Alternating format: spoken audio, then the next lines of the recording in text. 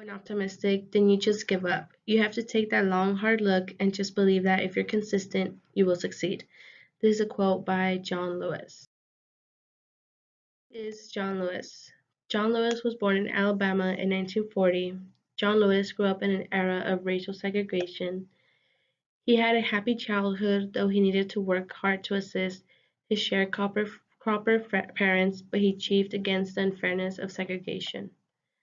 In 1954, Lewis was particularly disappointed when the Supreme Court ruling in 1954's Brown versus the Board of Education didn't affect his school life. In 1957, John Lewis left Alabama to attend the American Baptist Theological Seminary in Nashville, Tennessee. Inspired by Martin Luther King Jr., he joined the burgeoning civil rights movement. He was arrested during these demonstrations, which upset his mother, but Lewis was committed to the civil rights movement and went on to participate in the Freedom Rides of 1961. Louis growing up. Growing up in a farm where they ate what they produced, Louis felt out of place. When he went to feed the chickens, he talked to them and he felt like they knew what he was saying. He had a special bond with them that when his parent would kill them for dinner, Louis refused to eat. His uncle gifted him a Bible that made him interested in being a minister. As years went by, he started getting more knowledge about what was happening outside of his home. He became more interested in politics. School was important to Louis that he would do anything to attend to school. School was his ultimate reason to get involved in the civil rights.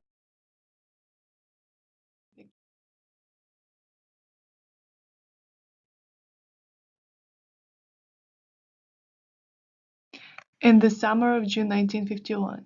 In the summer of June 1951, John's brother planned a trip just for John to go up north. John felt like his uncle saw something in him that John didn't. The trip was carefully planned as his uncle mapped out which places offered colored bathrooms. They didn't make a stop to any restaurants until they were well out of the south, so they brought their own food.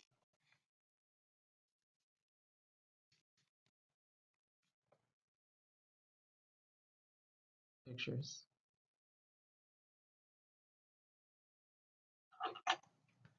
Back to reality.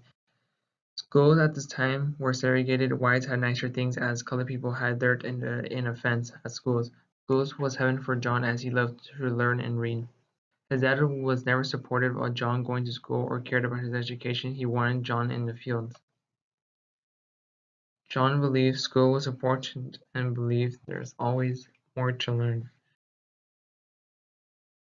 After Lewis graduated high school, he thought about going to college. His mother helped him apply to American Baptist Theology Seminar in Nashville, a school for black men and women to study to become ministers or ministries. Lewis loved the ideas college was introducing him to, but he couldn't stop thinking about social gospel. He then started to feel guilty for not doing more, so he thought about Troy State, where no black student was allowed, and applied as a transfer student. As months passed, he never heard back, so he decided to write a letter to the only person who he thought could understand he was trying to do, Dr. Martin Luther King Jr.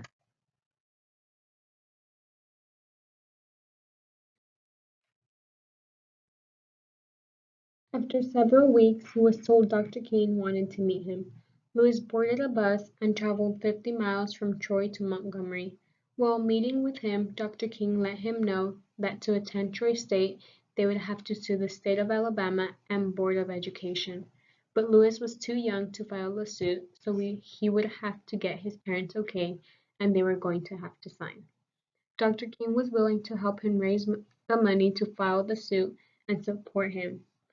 But Lewis had to keep in mind that his parents could lose their jobs and they could possibly get hurt. The next morning, Lewis let his parents know what had happened. His parents wanted to be supportive, but they were scared for themselves and others around them. They said they didn't want anything to do with filing a suit against the state of Alabama. Lewis became heartbroken by it, but he understood it was his parents' decision, and he let Dr. King know he was returning to Nashville in the fall. Martin Luther King Jr. Martin Luther King Jr. was a Baptist minister and a social activist who led the civil rights movement in the United States from the mid-1950s until his death by assassination in 1968. One night that Rosa Parks was arrested, E.D. Nixon, head of the local NAACP chapter, met with Martin Luther King Jr. and other local civil rights leaders to plan a citywide bus boycott. The bus boycott involved 382 days of walking to work harassment, violence, and intimidation from the Montgomery's African American community. After being defeated in several lower court rulings and suffering large financial losses, the city of Montgomery lifted the law mandating segregated public transportation. Martin Luther King visited Gandhi's birthplace in India. The trip affected him in a deeply profound way, increasing his commitment to America's civil rights struggle. During his time, MLK was known for his amazing speech. His most famous speech is his "I Have a Dream," his last speech before he was assassinated. Back to the civil rights movement. March 26, 1958, Lewis was attending First Baptist Church when Jim Lawson was introduced. Lawson would be conducting a workshop on nonviolence at First Baptist, where he wanted to start working with young people such as high school students and college students. He wanted to apply nonviolence just as Dr. King did in Montgomery, to eradicate some of the evils they all faced. In the next workshop, a few days later, more students showed up as well as ministers. At this workshop, they tried to test themselves, break each other's spirits, and try to dehumanize each other to see how each one of them reacted under stress. Lawson taught them to protect themselves, how to disarm their attackers by connecting with their humanity, how to survive, and also how to find love for their attacker. These are some pictures of them being dehumanized and being victimized by the whites. Segregation at the downtown stores bothered them the most because they were not allowed to use the dressing rooms or sit at the lunch counter to eat, so they decided it would be their first target. November 28, 1959 was when they started the test sit-ins. To test the local stores' policies of not serving interracial or all-black group, their plan was to enter a store, ask to be served, and if or when they were refused, they would leave. Their discipline was that only one person spoke for the group in an action. When news of this student-led campaign spread, words of encouragement and support flowed in from around the country. This is when they decided to stage their second test sit-in to following Saturday, December 5th. They were refused once more, and so they left without incident.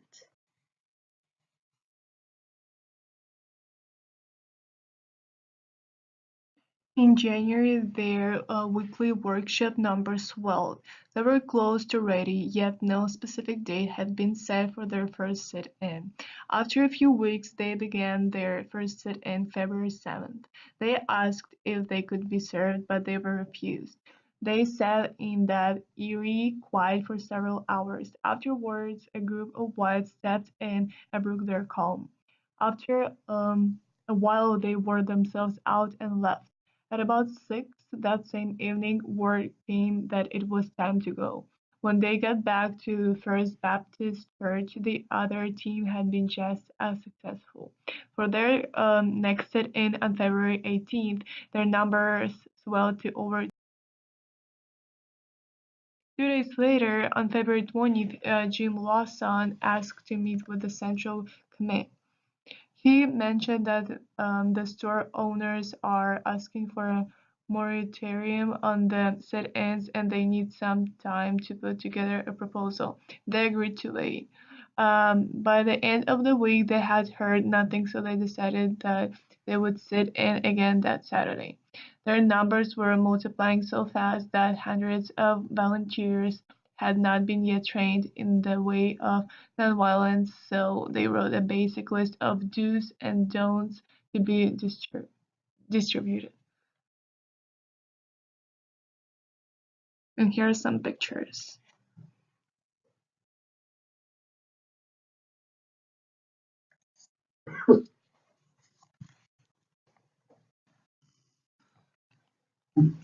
The civil rights movement. They gotten word from Nashville chief of police that anyone involved in further protests would be arrested. There were also rumors of planned attacks by young whites.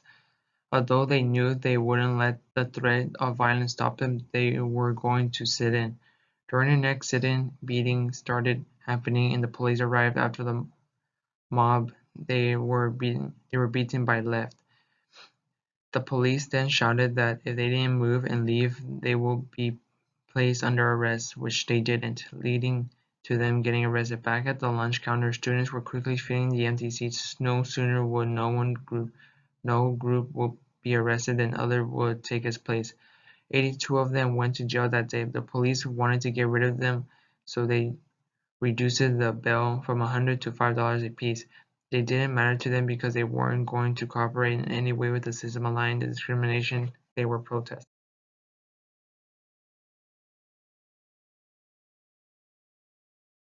It didn't take the police that long to realize it was impossible to force them to pay their way out. Around 11 a.m. or 11 p.m. they were all released.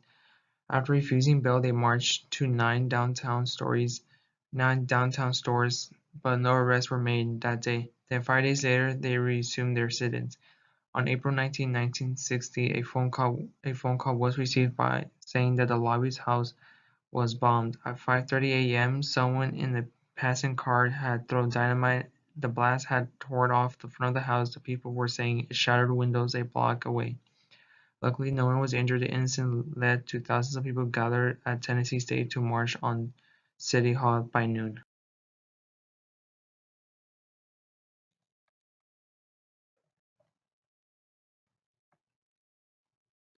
After a talk with the mayor during the march, he was asked if he recommended that the lunch counters be desegregated, to which he responded yes.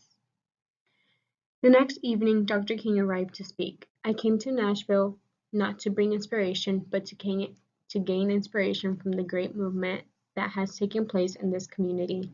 No lie can live forever. Let us not despair. The universe is with us. Walk together, children. Don't get weary. And at 3:15 p.m. on May 10, 1960, those 6 downtown Nashville stores served food to Black customers for the first time in the city's history. And here are some pictures.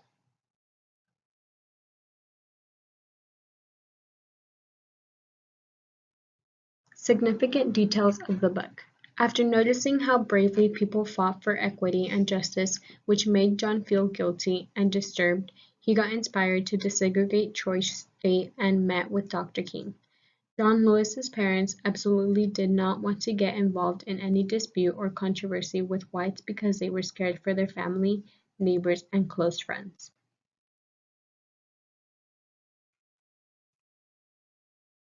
The Fellowship of Reconciliation is an organization where Jim Lawson explained that nonviolence was the key for desegregation. In order to get stronger for the mission, John and other members of the organizations began to do savage things. They called each other very offensive names like nigger. They played roles of whites and blacks where they would spit on each other and had to do worse things to test themselves.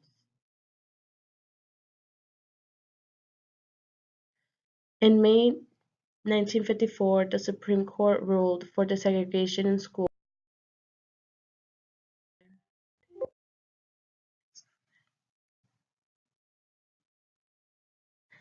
Significant details of the book. After noticing how bravely people fought for equity and justice, which made John feel guilty and disturbed, he got inspired to desegregate Troy State and met with Dr. King. John Lewis' parents absolutely did not want to get involved in any dispute or controversy with whites because they were scared for their family, neighbors, and close friends.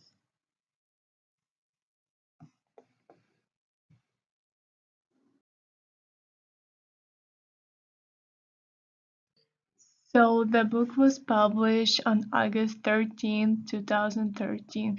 John Lewis, Andrew Auden, Nate Paul. Page count 128 pages. Published by Top Shelf Productions. March Book 1 is based on the civil rights movement on John Lewis and a few other activists' side of the story. The book is rated as a comic book.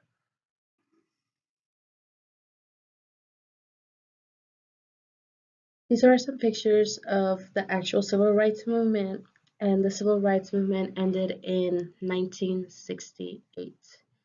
Thank you.